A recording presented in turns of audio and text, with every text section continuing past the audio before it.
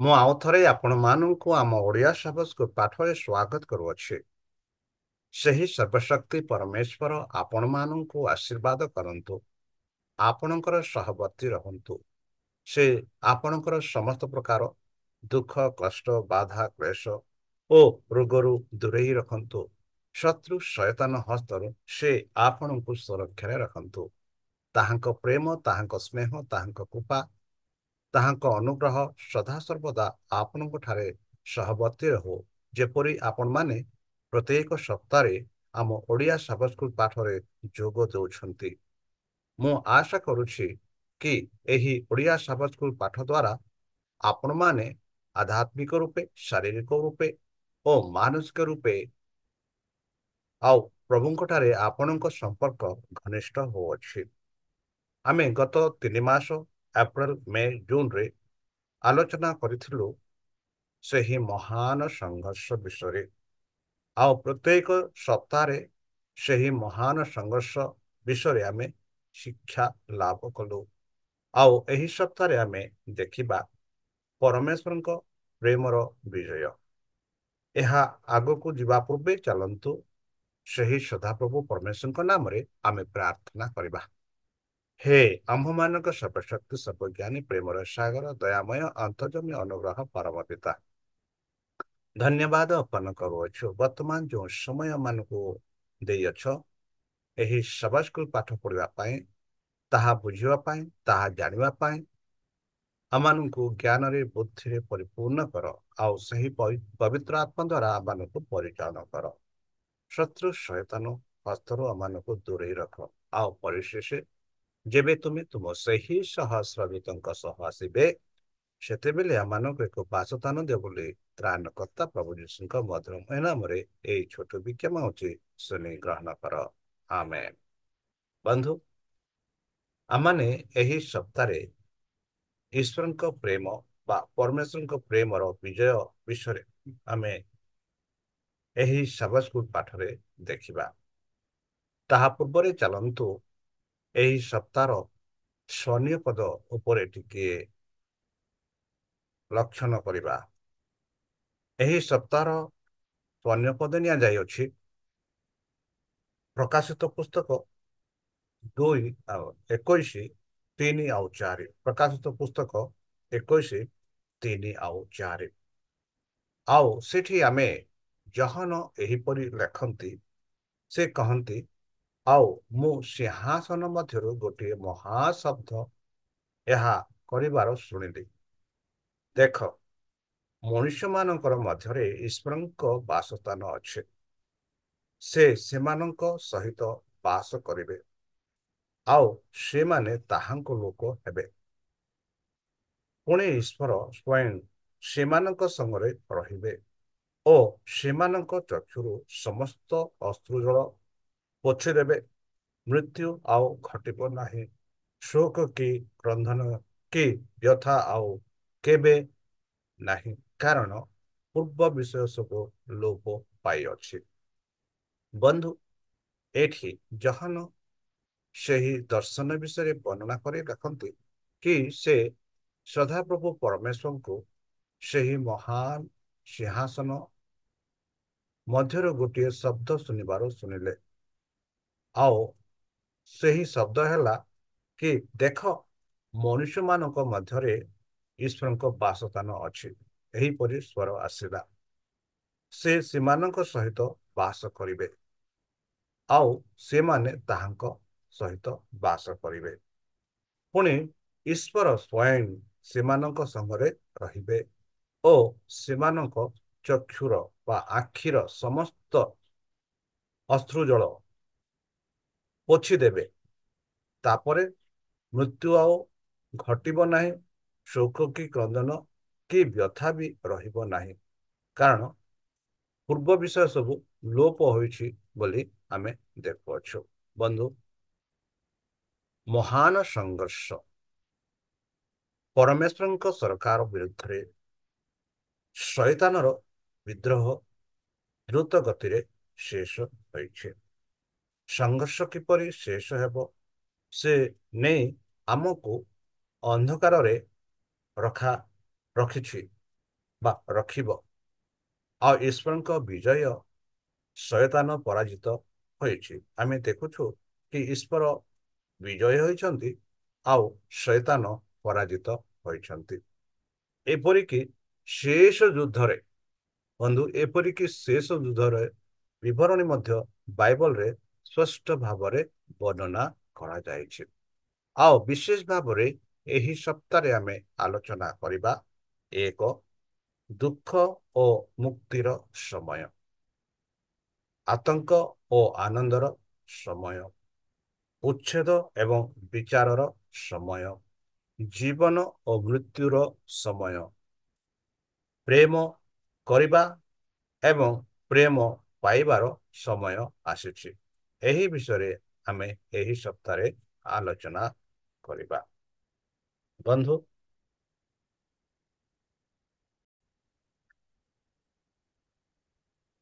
ଉତ୍ତେଜନା ଏବଂ ମୁକ୍ତିର ସମୟ, ଯେପରିକି ଜେରେମିୟ 23 ତାର 7ରେ ଆମେ ଦେଖୁଛୁ କି ଜେରେମିୟ ଭବିଷ୍ୟତ ବକ୍ତା ଏହିପରି କହନ୍ତି, ହାୟ ହାୟ ସେ ଦିନ ମହତ୍, ତାହା ତୁଲ୍ୟ ଦିନ ଆଉ ନାହିଁ। ତାହା ଜାକୁବର ସଙ୍କଟ କାଳ, ମାତ୍ର ସେ ତହିଁରୁ ଉଦ୍ଧାର ପାଇବ। ବନ୍ଧୁ, ଯେବେ ଜାକୁବ ସେ ଘରକୁ ଫେରି ଆସୁଥିଲେ, ଯେଉଁ ଅନୁଭବ ସେ ପାଇଥିଲେ, ତାଙ୍କ ସହ ଭାଇ ସହିତ ମିଶିବା ପାଇଁ ଯେଉଁ ରାତ୍ରିରେ ଯେଉଁ ଅନୁଭବ ହେଇଥିଲା, ସେହି ବିଷୟରେ ଆମେ ଏଠି ଦେଖୁଅଛୁ। ଆମେ ସମସ୍ତେ ଶେଷ ସମୟରେ ବାସ କରୁଅଛୁ।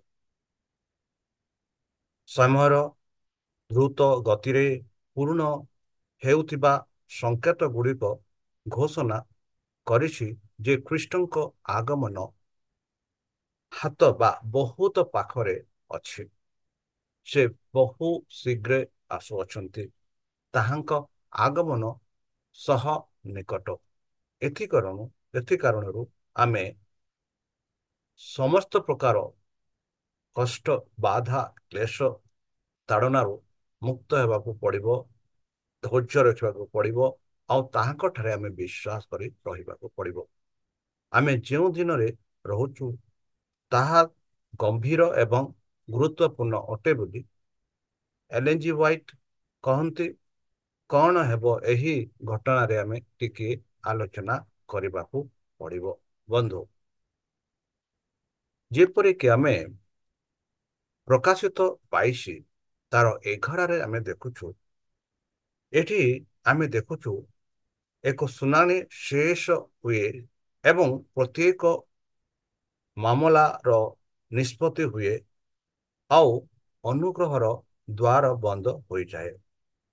ଯେବେ ଆମେ ପ୍ରକାଶିତ ପୁସ୍ତକ ତାର 22:2ରେ ଦେଖୁ କି ପ୍ରତ୍ୟେକର ମାମଲାର ନିଷ୍ପତ୍ତି ହୁଏ ଏବଂ ଅନୁଗ୍ରହର ଦ୍ୱାର ବନ୍ଦ ହୋଇଯାଏ। ଆଉ ସେହିପରି ଯେଶାୟ ତାର 8:21-22 ଆଉ ଜେରେମିୟ 30:7ରେ ଯଦି ଆମେ ଏହି ସବୁ ପଢ଼ିବା, ସେଠି ଆମମାନଙ୍କୁ ଦୁଃଖର ସମୟ ବିଷୟ କହୁଅଛି। ନୈତିକ ନିୟନ୍ତ୍ରଣ ବିନା ଦୁଷ୍ଟମାନଙ୍କ କାର୍ଯ୍ୟ। ନୈତିକ ନିୟନ୍ତ୍ରଣ, ଆଜିକାଲି ଯଦି ଆମେ ଦେଖିବା, କୌଣସି ବ୍ୟକ୍ତି ବି ନୈତିକ ବିଷୟରେ ଭାବେ ନାହିଁ, ନୈତିକ ନିୟନ୍ତ୍ରଣରେ ରୁହେ ନାହିଁ ଆଉ ଦୁଷ୍ଟ କାମ କରିଥାଏ। ଆଉ ଏଠି ଆମେ ପାଉଛୁ କି ନୈତିକ ନିୟନ୍ତ୍ରଣ ବିନା ଦୁଷ୍ଟମାନଙ୍କ କାର୍ଯ୍ୟ, ସେମାନଙ୍କଠାରେ ନୈତିକ ନାହିଁ। ସେମାନେ ପ୍ରଭୁଙ୍କୁ ବିଶ୍ୱାସ କରନ୍ତି ନାହିଁ, ନିଜ ନିଜ ସାଂସାରିକ ଆଚରଣରେ ରହନ୍ତି ଆଉ ଶୈତାନର କାମ ସେମାନେ କରନ୍ତି। ଏବଂ ଧାର୍ମିକମାନେ ଜାଣନ୍ତି ନାହିଁ ଯେ ସେମାନଙ୍କୁ କ୍ଷମା କରାଯାଇଛି କି ନାହିଁ। ବନ୍ଧୁ, ଧାର୍ମିକମାନେ ଜାଣନ୍ତି ନାହିଁ ଯେ ସେମାନଙ୍କୁ କ୍ଷମା କରାଯାଇଛି କି ନାହିଁ। ଏହିପରି ଆମେ ଦେଖୁଅଛୁ। ଆଉ ଏହା ହେଉଛି ମୁକ୍ତର ସମୟ ବୋଲି। ଯେପରିକି ଆମେ ପ୍ରକାଶିତ 15 ତାର 7 ଆଉ 8 ଗୀତ ସଂହିତା 27:5 ଯଦି ଆମେ ପଢିବା, ଏଠି ଆମେ ସେହି ଶେଷ 7ଟି ମହାମାରୀ ବିଷୟରେ ଆମେ ପାଉ ପ୍ରକାଶିତ 15ରେ। ଆଉ ଅନୁତାପକାରୀଙ୍କ ଉପରେ ପଡ଼ିଥାଏ ସେହି ଶେଷ ମହାମାରୀ ବିଷୟରେ ଉପରେ ପଡ଼ିଥାଏ। ଆଉ ପରମେଶ୍ୱରଙ୍କ ମାନଙ୍କ ଲୋକମାନଙ୍କୁ ସୁରକ୍ଷିତ ଓ ସୁରକ୍ଷିତ ଅଛି, ଏହି ବିଷୟରେ ଆମେ ଦେଖିଥାଉ। କେଉଁଠାରେ? ପ୍ରକାଶିତ ତାର 15 7-8 ଆଉ ଗୀତ ସଂହିତା ତାର 27:5। ତାପରେ ଆମେ ଦେଖୁଛୁ ପ୍ରକାଶିତ 16-14 ପ୍ରଥମ ଜନ 3:2ରେ ଏଠି ଆମେ ଦେଖୁଛୁ କି ପ୍ରତ୍ୟେକ ଦଳ ଯୀଶୁଙ୍କୁ ଭେଟିବା ପାଇଁ ପ୍ରସ୍ତୁତ ହୁଅନ୍ତି। ପ୍ରତ୍ୟେକ ଦଳ ସମସ୍ତେ ଭେଟିବା ପାଇଁ ପ୍ରସ୍ତୁତ ହୁଅନ୍ତି। ତାଙ୍କ ବିରୁଦ୍ଧରେ ଲଢିବା ପାଇଁ ବି କିଛି ଲୋକ ଅଛନ୍ତି। କାହା ବିରୁଦ୍ଧରେ? ପ୍ରଭୁଙ୍କ ବିରୁଦ୍ଧରେ। ଅନ୍ୟମାନେ ତାଙ୍କ ଆନନ୍ଦର ସହ ସ୍ୱାଗତ କରନ୍ତି। ଏଠି ଆମେ ଦୁଇ ଦଳ ପାଉଅଛୁ। କେତେ ଲୋକ ଅଛନ୍ତି ଈଶ୍ୱରଙ୍କ ବିରୁଦ୍ଧରେ ଲଢେଇ କରିବା ପାଇଁ, କେତେ ଲୋକ ଅଛନ୍ତି ପରମେଶ୍ୱରଙ୍କୁ ସ୍ୱାଗତ କରିବା ପାଇଁ, ଆନନ୍ଦରେ ସ୍ୱାଗତ କରିବା ପାଇଁ। ଆମେ ଏହି ପ୍ରକାଶିତ 16-14 ଆଉ ପ୍ରଥମ ଜନ 3:2 ଆଉ 3ରେ ପାଉଛୁ। ବନ୍ଧୁ, ଯେତେବେଳେ ଯୀଶୁ ତାଙ୍କ ମଧ୍ୟସ୍ଥା କାର୍ଯ୍ୟ ଶେଷ କରନ୍ତି ଏବଂ ପବିତ୍ର ଆତ୍ମା ଅନୁତାପକାରୀଙ୍କ ଠାରୁ ଦୂରେଇ ଯାଆନ୍ତି, ପ୍ରତ୍ୟେକ ବ୍ୟକ୍ତିଙ୍କ ଭାଗ୍ୟ ମୋହର ଦିଅନ୍ତି ଆଉ ବିଶ୍ୱସ୍ତ ମାନେ ବୈଦିକ ସାହାଯ୍ୟ ଏବଂ ସୁରକ୍ଷା ପାଇବା ଜାରି ରଖନ୍ତି, ସେତେବେଳେ ଦୁଷ୍ଟମାନେ ଶୈତାନର ଦୟାରେ ରହିବେ ବୋଲି ଆମେ ଦେଖୁଛୁ। ଜଣେ ତାଙ୍କ ଚରିତ୍ର ସହିତ ଦେଖାଇବେ ଯାହାକୁ ସେ ସେବା କରିବାକୁ ନିଷ୍ପତ୍ତି ନିଅନ୍ତି। ବନ୍ଧୁ, ଏହିପରି ଆମେ ଦେଖୁଅଛୁ। ତାପରେ ଆମେ ଦେଖୁ ଆତଙ୍କ ଓ ଆନନ୍ଦର ସମୟ ଆମେ ଦେଖିବା। ଯେପରିକି ପ୍ରକାଶିତ 6:16ରେ ଆମେ ଦେଖୁଅଛୁ ଏହିପରି। ଜହନ ଲେଖନ୍ତି ପ୍ରକାଶିତ 6:16ରେ, ପୁଣି ସେମାନେ ପର୍ବତ ଓ ଶୈଳମାନଙ୍କୁ କହିଲେ, ଆମମାନଙ୍କ ଉପରେ ପଡ଼ି ସିଂହାସନ୍ତୋଷପତି ବ୍ୟକ୍ତିଙ୍କ ଛାମୁରୁ ଓ ମେଷଶାବକଙ୍କ କ୍ରୋଧରୁ ଆମମାନଙ୍କୁ ଲୁଚାଇ ରଖ। ବନ୍ଧୁ, ଯେବେ ଯୀଶୁ ପ୍ରଭୁ ଆସିବେ ଆଉ ସେହି ସମୟରେ ତା ପୂର୍ବରେ ଆମେ ଦେଖୁଅଛୁ ସେହି ପାପୀମାନେ ଏହିପରି କହିବେ। କଣ କହିବେ? କି ପର୍ବତ ଓ ଶୈଳମାନଙ୍କୁ ସେମାନେ କହିବେ କି ଆମମାନଙ୍କ ଉପରେ ପଡ଼ି ସିଂହାସନ ବା ସିଂହନ ପ୍ରତିଷ୍ଠି ବ୍ୟକ୍ତିଙ୍କ ଛାମୁରୁ ଓ ମେଷ ଶାବକଙ୍କ କ୍ରୋଧରୁ ଆମକୁ ଲୁଚାଇ ରଖ। ତାପରେ ଆମେ ଦେଖୁଅଛୁ ଯିଶାୟ ଭବିଷ୍ୟଦ୍ବକ୍ତା ବି କହନ୍ତି ଏହିପରି। ଯିଶାୟ 25 ତାର 9ରେ ସେ କହନ୍ତି ଏହିପରି, ପୁଣି ସେହିଦିନ ଏହି କଥା କୁହାଯିବ, ଯେବେ ଯୀଶୁପ୍ରଭୁ ଆସିବେ ସେହିଦିନ ଏହି କଥା କୁହାଯିବ, ଦେଖ ଏହି ଆମମାନଙ୍କର ପରମେଶ୍ୱର, ଆମ୍ଭେମାନେ ତାହାକୁ ଅପେକ୍ଷା କରିଅଛୁ ଓ ସେ ଆମମାନଙ୍କୁ ଉଦ୍ଧାର କରିବେ। କିଏ? ପରମେଶ୍ୱର। ଆମମାନଙ୍କ ପରମେଶ୍ୱର ଉଦ୍ଧାର କରିବେ। ଏ ସଦାପ୍ରଭୁ ଅଟନ୍ତି। ଆମ୍ଭେମାନେ ତାହାଙ୍କୁ ଅପେକ୍ଷା କରିଅଛୁ। ଆମ୍ଭେମାନେ ତାହାଙ୍କ କୃତ ପରିତ୍ରାଣର ଆନନ୍ଦିତ ହୋଇ ଉଲ୍ଲାସ କରିବୁ। କେମାନେ କହିବେ? ସେହି ଧାର୍ମିକ ମାନେ, ସେହି ଧାର୍ମିକ ଲୋକମାନେ ଯେଉଁମାନେ କୃଷ୍ଣଙ୍କ ଠାରେ ବିଶ୍ୱାସ କରନ୍ତି, ଯେଉଁମାନେ ତାହାଙ୍କ ଆଜ୍ଞା ପାଳନ୍ତି, ଯେଉଁମାନେ ବିଶ୍ରାମ ଦିନ ପାଳନ କରନ୍ତି, ସେଇମାନେ କହିବେ କି ଦେଖ ଏହି ଆମମାନଙ୍କର ପରମେଶ୍ୱର ଆମମାନେ ତାହାଙ୍କ ପାଇଁ ଅପେକ୍ଷା କରିଥିଲୁ। ସେ ଆମମାନଙ୍କୁ ଉଦ୍ଧାର କରିବେ। ଆଉ ସେ ହଉଛନ୍ତି ସଦାପ୍ରଭୁ। ଆଉ ଆମମାନେ ତାହାଙ୍କୁ ଅପେକ୍ଷା କରିଥିଲୁ। ସେମାନେ କହିବେ ସେହି ସାଧୁମାନେ, ସେହି ଧାର୍ମିକ ଲୋକମାନେ। ଆମେମାନେ ତାହାଙ୍କ କୃତ ପରିତ୍ରାଣରେ ଆନନ୍ଦିତ ହୋଇ ଉଲ୍ଲାସ କରିବୁ ବୋଲି ଯିଶାୟା ଭବିଷ୍ୟତ ବକ୍ତା ଖ୍ରୀଷ୍ଟଙ୍କ ଆଗମନ ପୂର୍ବରେ ଭବିଷ୍ୟତବାଣୀ କରିଥିଲେ। ଏଠି ଆମେ ଦେଖୁଛୁ ଆତଙ୍କ ଯାହା ଯାହା ପାପୀ ମାନଙ୍କ ଉପରେ ଆସେ, ଆଉ ଆନନ୍ଦ ଯାହା ଧାର୍ମିକ ମାନେ ଉପଭୋଗ କରନ୍ତି। ବନ୍ଧୁ ସେମାନେ ପରମେଶ୍ୱରଙ୍କ ନିୟମକୁ ପ୍ରତ୍ୟାଖ୍ୟାନ କରିଛନ୍ତି। କେମାନେ?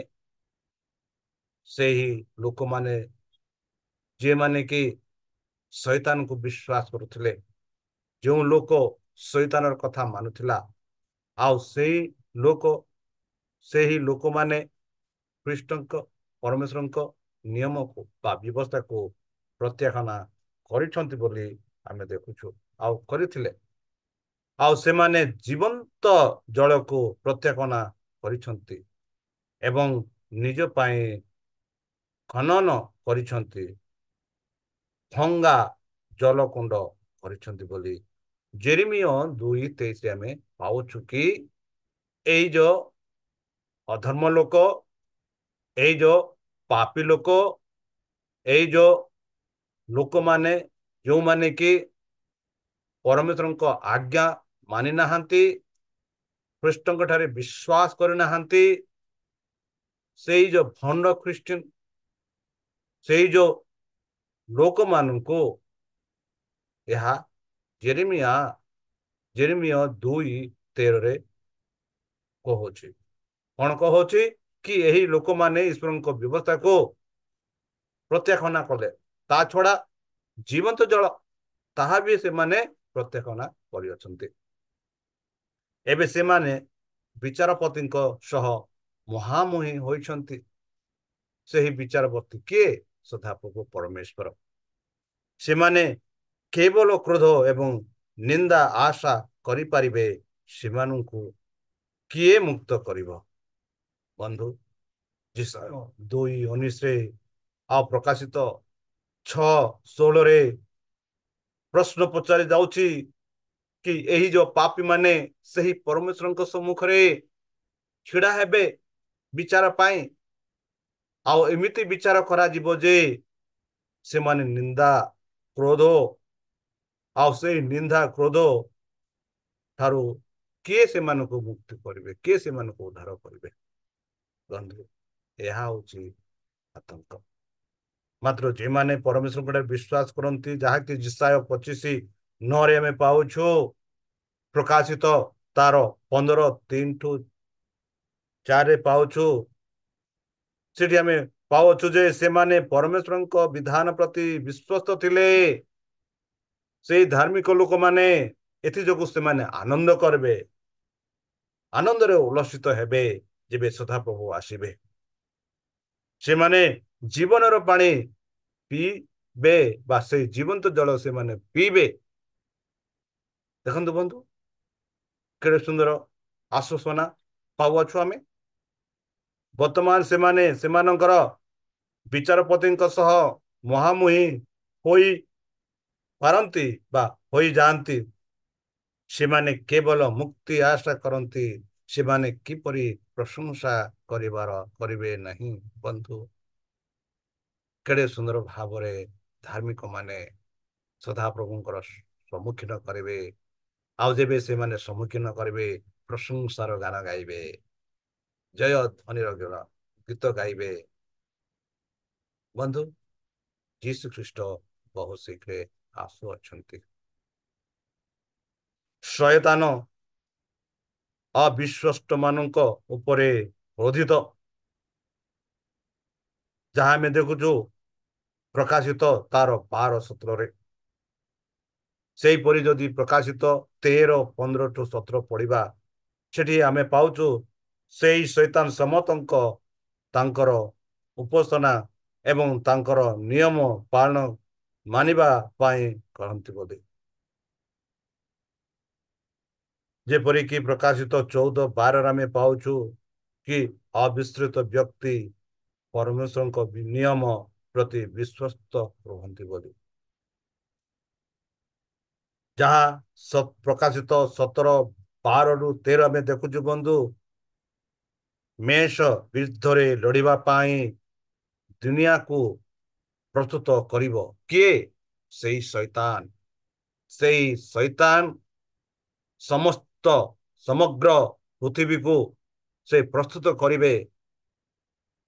କାହିଁ ପାଇଁ ସେ ପ୍ରସ୍ତୁତ କରିବେ? କି ସେହି ସଦାପ୍ରଭୁ ପରମେଶ୍ୱରଙ୍କ ସହ ଲଢେଇ କରିବା ପାଇଁ, ଯୁଦ୍ଧ କରିବା ପାଇଁ। ଏହିପରି ଆମେ ପାଉଛୁ ପ୍ରକାଶିତ ତାର 17:12-14।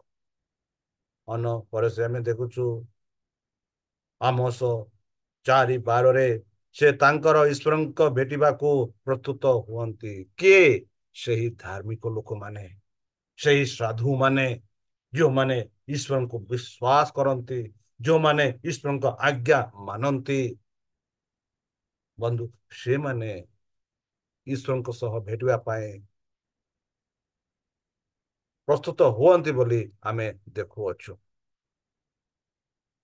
ବନ୍ଧୁ, ଯେପରି ପ୍ରକାଶିତ 19:11-15 ଯଦି ଦେଖିବା, ସେଠି ଆମେ ପାଉଛୁ କି ଯୀଶୁ ତାଙ୍କ ଆଗମନ ସମୟରେ ତାଙ୍କର ସମସ୍ତ ବିରୋଧୀଙ୍କୁ ଧ୍ୱଂସ କରିବ।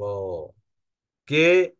ଯେଉଁମାନେ ଖ୍ରୀଷ୍ଟଙ୍କଠାରେ ବିଶ୍ୱାସ କରିନାହାନ୍ତି, ଯେଉଁମାନେ ପରମେଶ୍ୱରଙ୍କ ବ୍ୟବସ୍ଥା ମାନି ନାହାନ୍ତି, ଯେଉଁମାନେ ଶୈତାନର କଥା ମାନିଛନ୍ତି।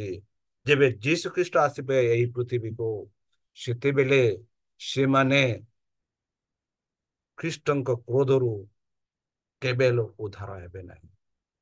ସେମାନଙ୍କୁ ସେ ଧ୍ୱଂସ କରିବେ ବୋଲି ପ୍ରକାଶିତ 19:11-15 ଆମେ ପାଉଛୁ। ଯେପରି ଆମେ ଧାର୍ମିକ ଲୋକଙ୍କ ବିଷୟରେ ଯଦି ଦେଖିବା, ସେଇ ପ୍ରକାଶିତ 19:6-8 ପର୍ଯ୍ୟନ୍ତ ସେ କହନ୍ତି ଯୀଶୁ ତାଙ୍କ ଉପରେ ବିଶ୍ୱସ୍ତ କରୁଥିବା ଲୋକମାନଙ୍କୁ ସାଙ୍ଗରେ ନେଇ ଯାଆନ୍ତି। ଯେତେ ଲୋକ ଖ୍ରୀଷ୍ଟଙ୍କଠାରେ ବିଶ୍ୱାସ କରୁଥିଲେ, ସେମାନଙ୍କୁ ସେ ନେଇଯାଆନ୍ତି ବୋଲି ଆମେ ଦେଖୁଅଛୁ।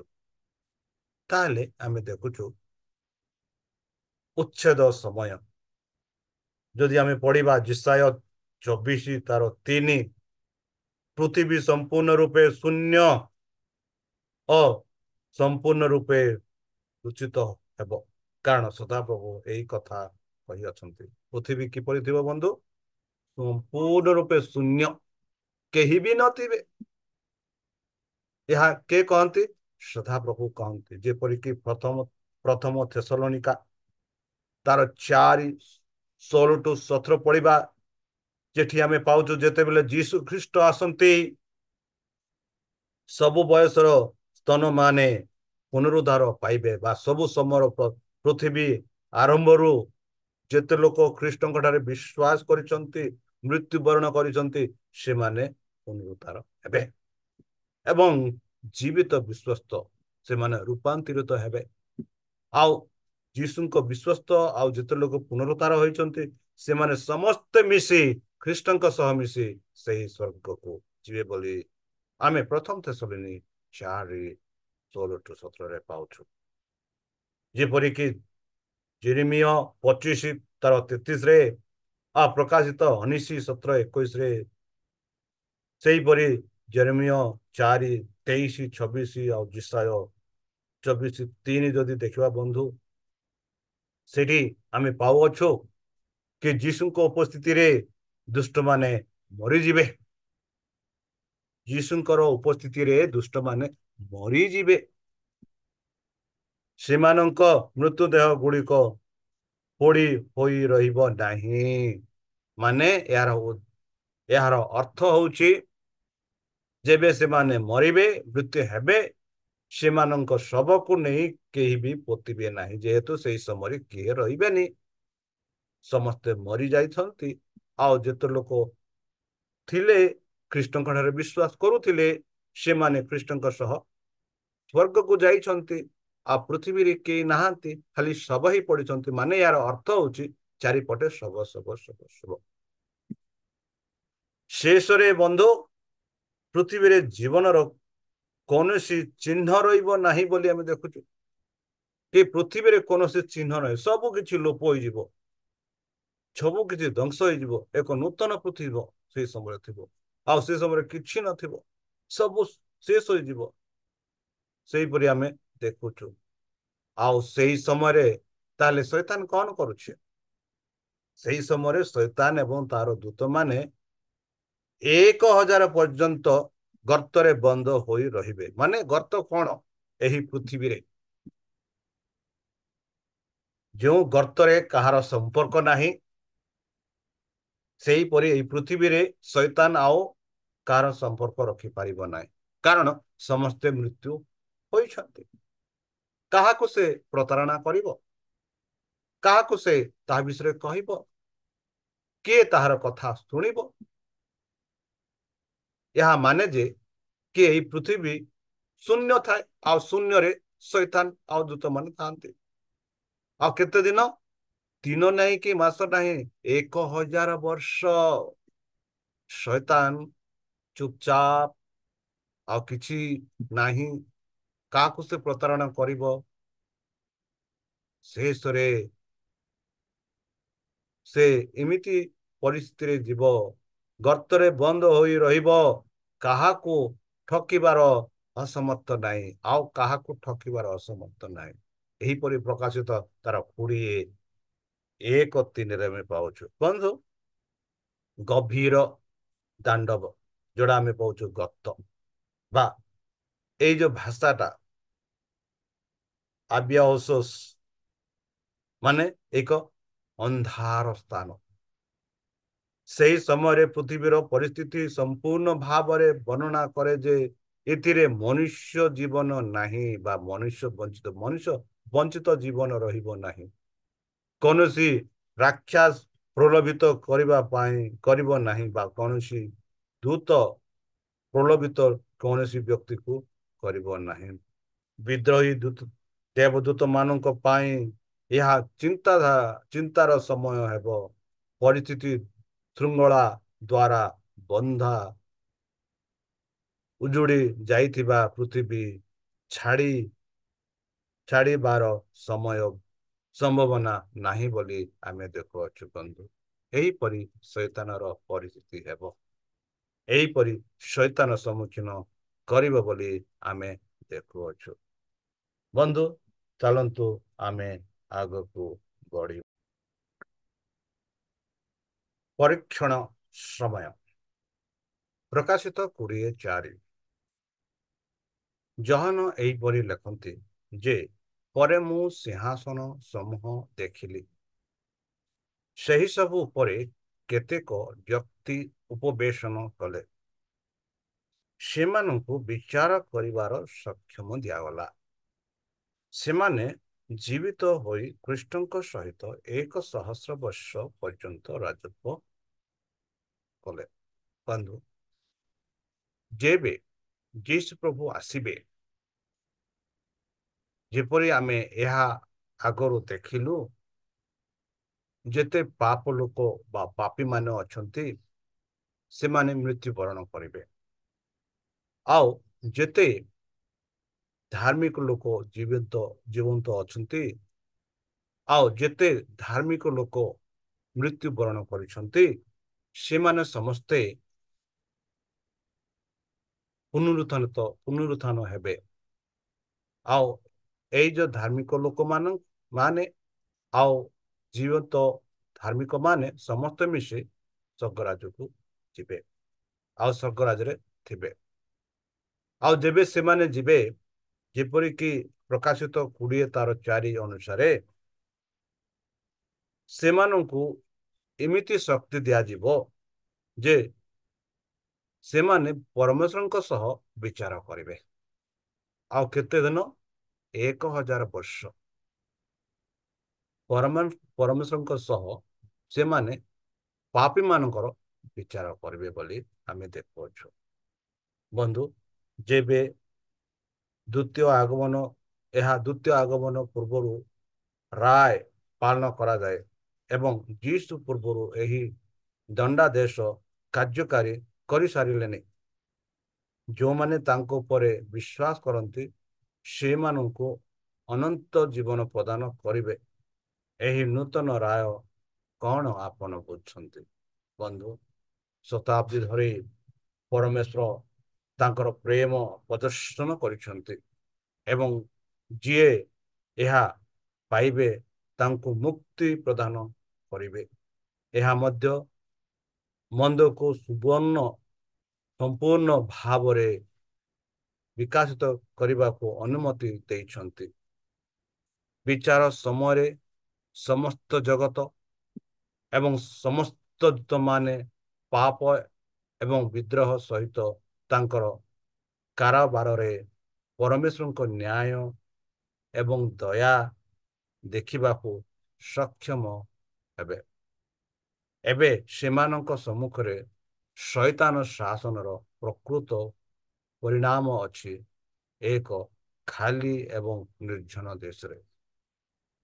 ଯେପରିକି ନେହେମିୟ 1:9 ଆମେ ପାଉଛୁ କି କିନ୍ତୁ ଆମେ ଯେଉଁମାନେ ସଂଘର୍ଷ ସମୟରେ ଶତ୍ରୁଙ୍କ ଅଞ୍ଚଳରେ ରହୁଛୁ ଏବେ ମୁକ୍ତି ପାଇଲେ ଈଶ୍ୱର ନ୍ୟାୟ ଏବଂ ଦୟାକୁ ମଧ୍ୟ ଦେଖିବାକୁ ପଡ଼ିବ। ସହସ୍ରାବ୍ଦୀ ନ୍ୟାୟରେ ଆମେ ପରମେଶ୍ୱରଙ୍କ ପ୍ରେମ ଉପରେ ଏତେ ସମ୍ପୂର୍ଣ୍ଣ ଭାବରେ ବିଶ୍ୱାସ କରୁ ଯେ ମନ୍ଦ ଆଉ କେବେ ଉଠିବ ନାହିଁ ଏହିପରି ଆମେ ଦେଖିପାରିବା। ବନ୍ଧୁ, ସେହି ସମୟ ଆସିବ ଆମମାନେ ଏହି ପରିସ୍ଥିତିରେ ଥିବା ପରମେଶ୍ୱରଙ୍କ ସହ ଥିବା ଆଉ ପରମେଶ୍ୱର କିପରି ବିଚାର କରନ୍ତି ତାହା ଆମେ ଦେଖିବା। ଯେଉଁମାନଙ୍କର ନାଁ ସେହି ଜୀବନ ପୁସ୍ତକରେ ଉଲ୍ଲେଖ କରାଯାଇଅଛି ସେମାନଙ୍କୁ ଯେପରିକି ଜହନ 14:1-3 ଆମେ ଦେଖୁଅଛୁ ଈଶ୍ୱରଙ୍କର ପ୍ରତିଜ୍ଞା। ଯେଉଁ ଲୋକ ତାଙ୍କଠାରେ ବିଶ୍ୱାସ କରନ୍ତି, ବିଶ୍ୱାସରେ ରହନ୍ତି, ଅବିଶ୍ୱାସରେ ମୃତ୍ୟୁବରଣ କରିଛନ୍ତି, ଆଉ ଯେବେ ସେ ଆସିବ ସେ ସେମାନଙ୍କୁ ସ୍ୱର୍ଗରାଜ୍ୟ ନେବ। ଆଉ ଯେଉଁମାନଙ୍କର ନାଁ ସେହି ଜୀବନ ପୁସ୍ତକରେ ନାହିଁ ସେମାନଙ୍କୁ ଦଣ୍ଡ ଦିଆଯିବ ବୋଲି ଆମେ ଦେଖୁଅଛୁ। ବନ୍ଧୁ, ଜୀବନ ଓ ମୃତ୍ୟୁର ସମୟ ଯେପରିକି ମାଲାକି ତାର 4:1 ଆମେ ଦେଖୁଛୁ ଏହିପରି ଯେ ଏଠି କହୁଅଛି, କାରଣ ଦେଖ ସେଦିନ ଆସୁଅଛି,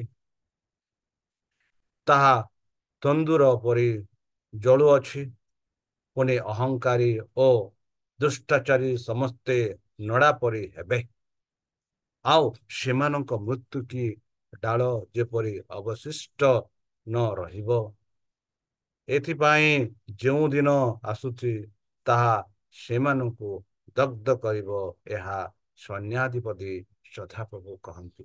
ଦେଖନ୍ତୁ ବନ୍ଧୁ, ଜୀବନ ଓ ମୃତ୍ୟୁ ବିଷୟରେ ଆମେ ଆଲୋଚନା କରୁଛୁ। ଯେପରି ଆମେ ଦେଖିଥିଲୁ କାଲି କି କିପରି ପରମେଶ୍ୱରଙ୍କ ବିଚାର ହେବ ସେହି ପାପୀଙ୍କ ପାଇଁ। ଯେପରି ଆମେ ଦେଖୁଅଛୁ ମାଲାକି 4:2 ମାତ୍ର ଆମ୍ଭ ନାମକୁ ଭୟ କରୁଅଛ ଯେ ତୁମେମାନେ ତୁମମାନଙ୍କ ପ୍ରତି ଧର୍ମରୂପ ସୂର୍ଯ୍ୟ ଆରୋଗ୍ୟଦାୟକ କିରଣ ସଂଯୁକ୍ତ ହୋଇ ଉଦିତ ହେବ, ଆଉ ତୁମେମାନେ ବାହାର ହୋଇ ହୃଷ୍ଟପୃଷ୍ଟ ଗୋବସ୍ତ ତୁଲ୍ୟ କୁଦା ମାରିବ। ବନ୍ଧୁ, ଯେଉଁମାନେ ଖ୍ରୀଷ୍ଟଙ୍କ ଠାରେ ବିଶ୍ୱାସ କରନ୍ତି, ଯେଉଁମାନେ ଖ୍ରୀଷ୍ଟଙ୍କ ବାକ୍ୟ ଅନୁସାରେ ଚାଲନ୍ତି, ଏଠି କୁହାଯାଉଛି ଗୋବର୍ଷ ପରି କୁଦା ମାରି ଯିବ। ମାତ୍ର ପାପୀ ମାନେ କଣ ହେବେ? ସେମାନେ ନଡ଼ା ପରି ଧ୍ୱଂସ ହେବେ ବୋଲି ଆମେ ଦେଖୁଅଛୁ। ବନ୍ଧୁ, ସହସ୍ରାବ୍ଦୀ ଶେଷରେ ଦୁଷ୍ଟମାନେ ପୁନରୁଦ୍ଧାର ହୁଅନ୍ତି।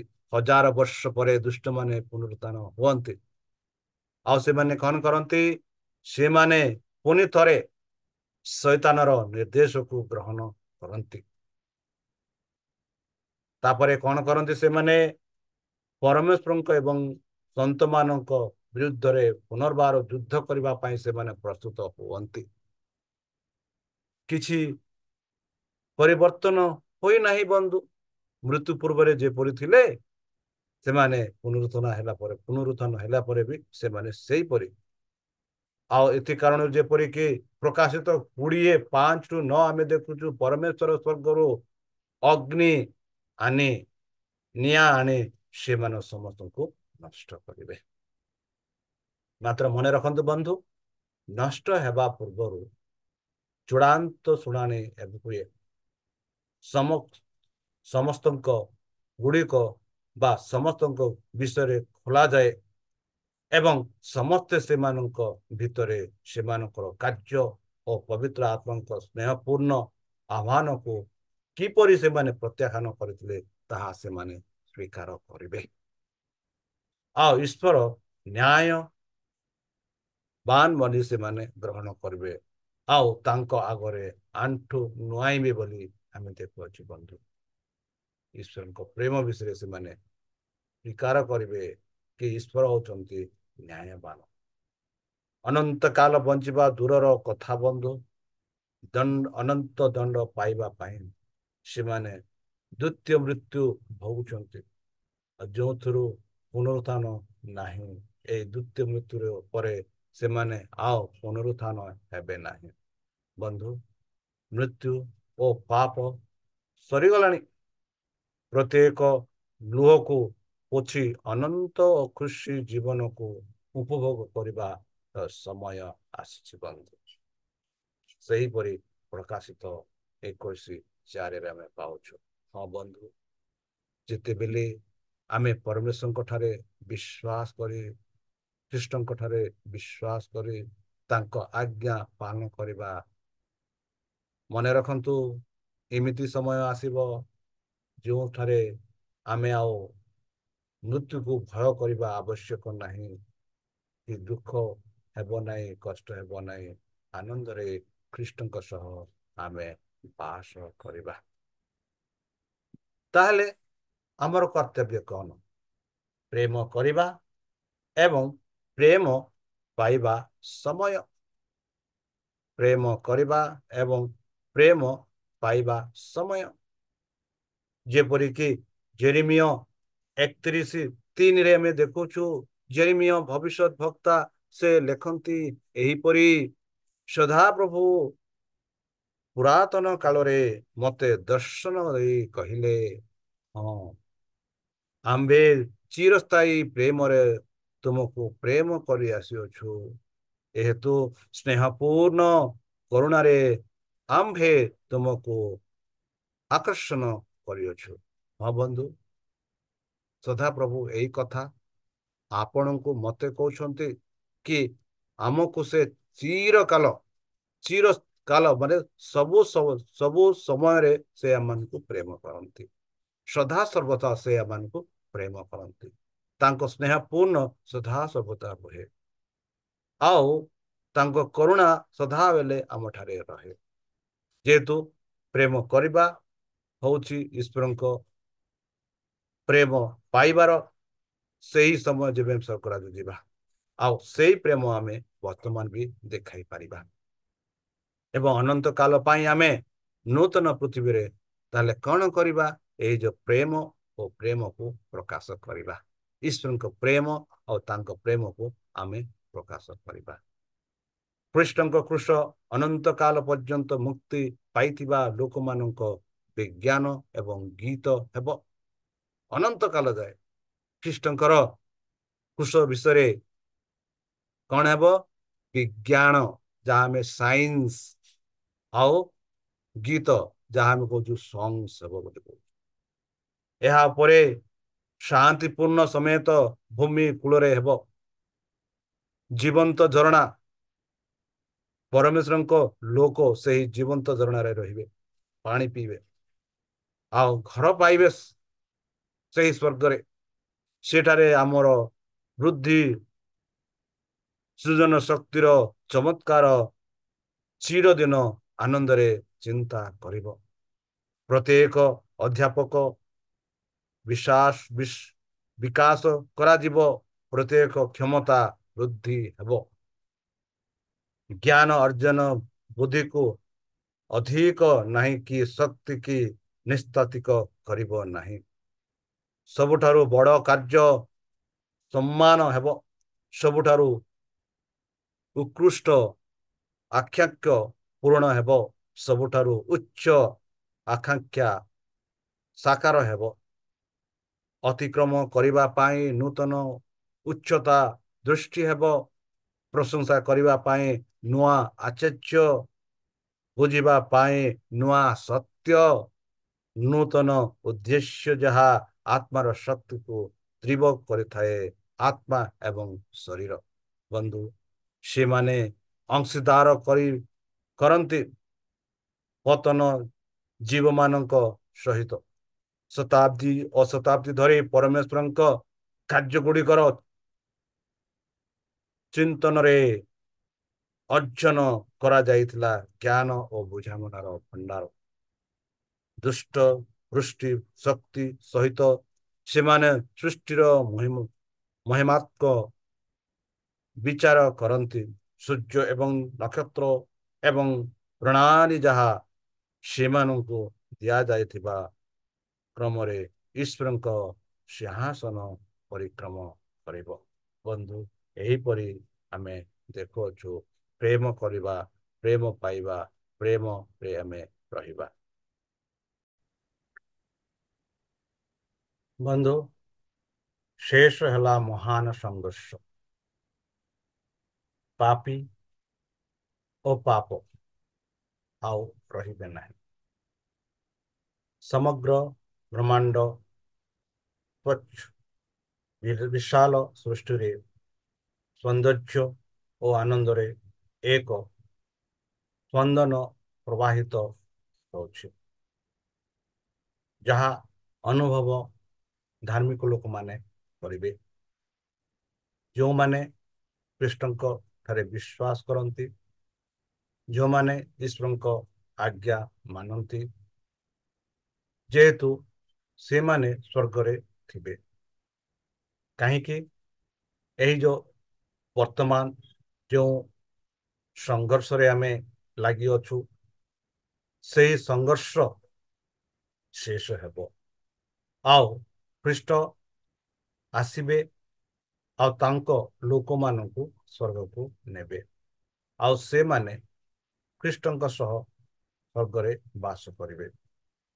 1000 ବର୍ଷ ସେମାନେ ରହିବେ ଆଉ ସେହି ସମୟରେ ପାପୀମାନଙ୍କୁ ବିଚାର କରିବାର ସୁଯୋଗ ପାଇବେ।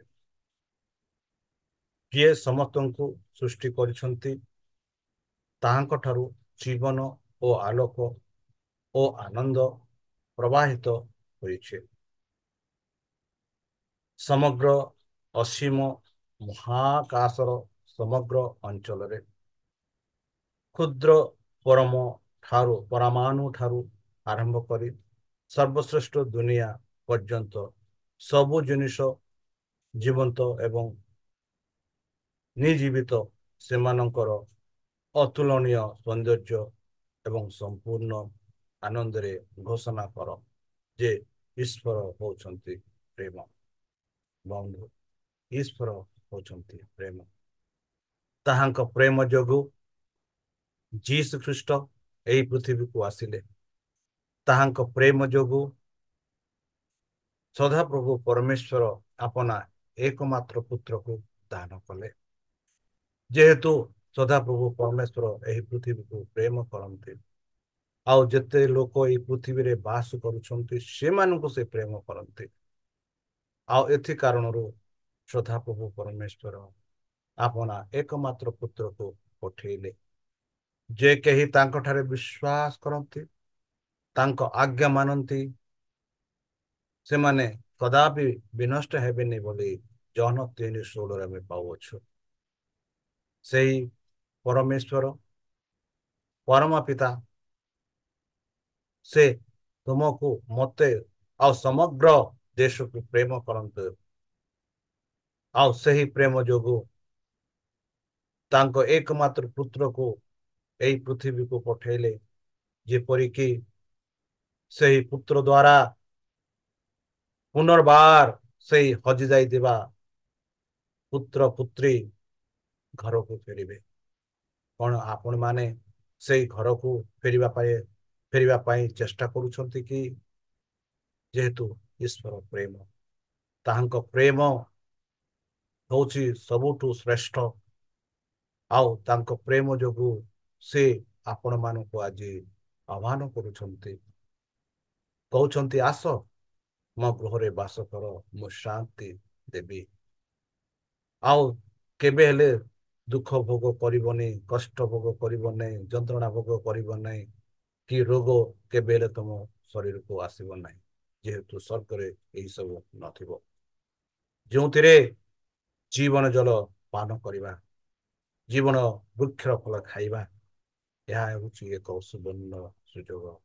ଏହା ହେଉଛି ଏକ ଆନନ୍ଦର କଥା ଯେ ଖ୍ରୀଷ୍ଟ ଆମମାନଙ୍କ ପାଇଁ ମରଣ ହେଲେ ଆଉ ଯେ କେହି ତାହାଙ୍କ ମରଣ ଠାରେ ବିଶ୍ୱାସ କରନ୍ତି ଆଉ ପରମେଶ୍ୱରଙ୍କ ଆଜ୍ଞା ପାଳନ କରନ୍ତି, ବିଶେଷ ଭାବରେ ଶୈତାନ ଚତୁର୍ଥ ଆଜ୍ଞା ଉପରେ ସେ ବାଧା ପ୍ରଭାବ ଆଣିପାରେ। ଯେହେତୁ ଚତୁର୍ଥ ଆଜ୍ଞାରେ ତାହାଙ୍କ ପ୍ରେମ, ତାହାଙ୍କ ସୃଷ୍ଟିକର୍ତ୍ତାର ଅଧିକାର ପ୍ରକାଶ କରାଯାଇଅଛି ଆଉ ଏଥିଯୋଗୁଁ ସେ କହନ୍ତି ବିଶ୍ରାମ ବାର ରଖିବା ପାଇଁ ସ୍ମରଣ କର। ବନ୍ଧୁ ଚାଲନ୍ତୁ ସେହି ସଂଘର୍ଷରେ ଆମେ ଭାଗ ନେଇଛୁ ଆଉ ଯେପରି ସେଇ ସଂଘର୍ଷରେ ଆମେ ଜିତି ପାରିବା ତାହା ପାଇଁ ଚାଲନ୍ତୁ ସେଇ ପବିତ୍ର ଆତ୍ମାର ସାହାଯ୍ୟ ନେଇ ପ୍ରଭୁଙ୍କ ଠାରେ ପ୍ରାର୍ଥନା କରେ ଆଉ ତାହାଙ୍କ ଆଜ୍ଞା ମାନେ ଆମେ ଆଗକୁ ଚାଲିବା ଆଉ କୃଷ୍ଣଙ୍କ ଠାରେ ବିଶ୍ୱାସ ରଖି ଆମ ଜୀବନକୁ ବିତାଇବା। ତାହେଲେ ଚାଲନ୍ତୁ ସେହି ସଦାପ୍ରଭୁ ପରମେଶ୍ୱରଙ୍କ ନାମରେ ଆମେ ପ୍ରାର୍ଥନା କରିବା। ହେ ଆମ୍ଭମାନଙ୍କ ସର୍ବଶକ୍ତି ସର୍ବଜ୍ଞାନୀ ପ୍ରେମର ସାଗର ଦୟାମୟ ଅନ୍ତର୍ଜମୀ ଅନୁଗ୍ରହ ପରମ ପିତା, ଧନ୍ୟବାଦ ଅର୍ପଣ କରୁଅଛୁ ପ୍ରଭୁ। ବର୍ତ୍ତମାନ ଯେଉଁ ସମୟ ଆମମାନଙ୍କୁ ଦେଇଥିଲ ଏହି ସବ ସ୍କୁଲ ପାଠ ପଢିବା ପାଇଁ ଧନ୍ୟବାଦ ଜଣାଉଛୁ ପ୍ରଭୁ, ଯେହେତୁ ସବ ସ୍କୁଲ ପାଠ ଦ୍ୱାରା ଅନେକ ଗୁଡ଼ାଏ ଶିଖିଲୁ। ଧନ୍ୟବାଦ ଜଣାଉଛୁ ପ୍ରଭୁ, ଯେହେତୁ ଆମମାନଙ୍କ ପାଇଁ ଏକ ଗୃହ ପ୍ରସ୍ତୁତ କରୁଅଛ ଆଉ ସେଇ ଗୃହକୁ ଯେପରି ଆମେ ଯାଇପାରିବୁ ତା ପାଇଁ ଆମମାନଙ୍କୁ ବୁଦ୍ଧିରେ ଜ୍ଞାନରେ ଶକ୍ତିରେ ପରିପୂର୍ଣ୍ଣ କର, ଯେପରି ଶତ୍ରୁ ଶୈତାନ ହସ୍ତରୁ ଆମେ ଦୂରେଇ ରହି ତୁମ ସେହି ଆଜ୍ଞା ଦ୍ୱାରା ପ୍ରଚାରିତ ପ୍ରତାରଣାରେ ବା ସେଇ ଆଜ୍ଞା ଦ୍ୱାରା ଆମେ ଆଜ୍ଞାକୁ ରଖି ଆମେ ଆଗକୁ ଚାଲିପାରିବୁ। ଆଉ ପରିଶେଷ ଯେବେ ତୁମ ସେହି ସହସ୍ର ସହସ୍ର ଦୂତଙ୍କ ସହ ତୁମେ ଆସିବ ତୁମ ସେହି ସାଧୁମାନଙ୍କୁ ସଂଗ୍ରହ କରିବା ନିମନ୍ତେ, ସେତେବେଳେ ଆମମାନଙ୍କୁ ଏକ ବାସସ୍ଥାନ ଦିଅ ବୋଲି ତ୍ରାଣକର୍ତ୍ତା ପ୍ରଭୁ ଯୀଶୁଙ୍କ ମଧୁରମୟ ନାମରେ ଏହି ଛୋଟ ବିକ୍ଷମ ଅଛି ଶୁଣି ଗ୍ରହଣ କର, ଆମେନ୍। ନମସ୍କାର। ଈଶ୍ୱର ଆପଣମାନଙ୍କୁ ଆଶୀର୍ବାଦ କରନ୍ତୁ।